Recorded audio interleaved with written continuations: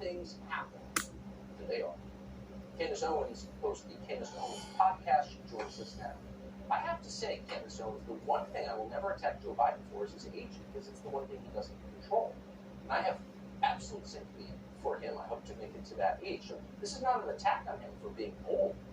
I'm just amazed that no one around him feels empowered enough to point out, I'm sorry, you're too old to be president. Why is that the one verboten thing? Why is it the one thing no one can say? Yeah, I do feel some sympathy for Joe Biden because obviously he is mentally incapacitated, but it does make you want to question Jill Biden and people like Giselle Fetterman, who understand exactly what their husbands are going through, understand that they're being mocked on the world stage, understand that they are struggling even to form coherent sentences, and yet they sit there and they applaud and they think we're just going to keep hiding this from the public, all on their quest for power. And that's really what this comes down to.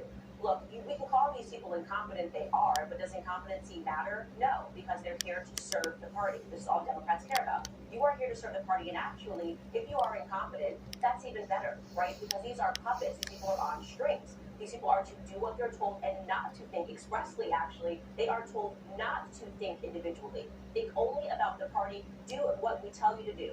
And what we want you to do is to further disintegrate these communities, is to further denigrate these communities, because what we are after, as the party initiative, is full omnipotence. And what they need to create is a new system of slavery. This is why I call it the ultimate thing that they are after is neo-slavery. They want to make sure that no individual holds power in this country. And so what you're seeing is something that's very evil. You're calling out something correctly and saying that their final war is a war against nature. It's a war against sanity. It makes us question our sanity. You would never think that we would be having these debates that we're having today. People will be telling you that it's a wrong thing to say that an 86-year-old is old, right? So suddenly we're being attacked for this. Everything is given an ism.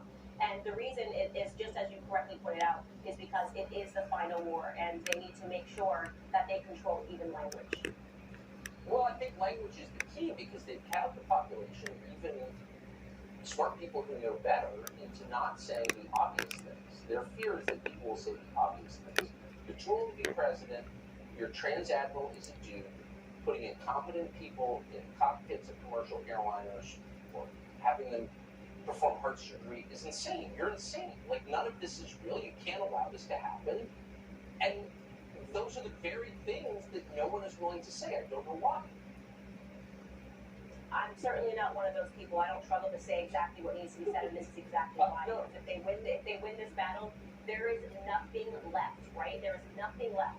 And so I encourage people, I say, no, you need to say the thing that you know is true. Because the problem that we're having right now is too many conservatives are acting like cowards, right? They're saying we need to be nicer. It's okay. This is how they have gained so much territory. This is how we are fighting them in the school systems, how we're fighting them in the classrooms, how we're fighting them to simply acknowledge that women can never be men and men can never be women. These are insane arguments, but they're able to happen because good people sit by and say absolutely nothing while they run amok. And so I also want to say this, and it's very important to point out, Democrats used to be quiet about their corruption, right? Years ago, they were quiet about their corruption. Now they're corrupt openly, and they're mocking you. And what they're really asking you is, and what are you going to do about it? So what? We knew Fetterman was mentally incapacitated, and we still allowed him to make it all the way to the Senate. And what are you going to do about it? So what? We know that Joe Biden can barely walk. We can see the early signs of dementia. And what are you going to do about it? It's a very fair question. I'd ask the same to everybody out there watching this program. What are you going to do about it? Why don't you start saying the truth and having the courage to say it boldly? Can I ask you one last question as a wife and mother, which you are? So here you have Dr. Jill and Giselle Fetterman, both cheering on their husbands' political careers. Well, one is effectively incapacitated by dementia, the other one's literally in a mental hospital. Wouldn't you think that a woman who loved a spouse who loved her husband say, no, it's not good for him? Why is Dr. Jill not the villain in this story? What is her problem? What a ghoulish, power-seeking creep. And the same with Giselle Fetterman. Her husband's in a mental hospital. Like, what? Yeah, absolutely. These women are monsters. I'm not going to mince words here. These women are absolute monsters. If you're in a relationship and you love someone and you've had a family with this individual, you would never want to see them suffer, period. Now imagine allowing them to suffer publicly. That's exactly what these women are doing. They are somehow become creatures on their quest for power, and they should be ashamed of themselves, but I promise you they won't be. It's all about serving the party, and if they have to sacrifice their husbands, oh well. Yeah, if my wife did that to me because she wanted to spend a weekend at Camp David, a lot. Candace Owens, I appreciate it. Great to see you tonight. Thank you. Thanks for having me.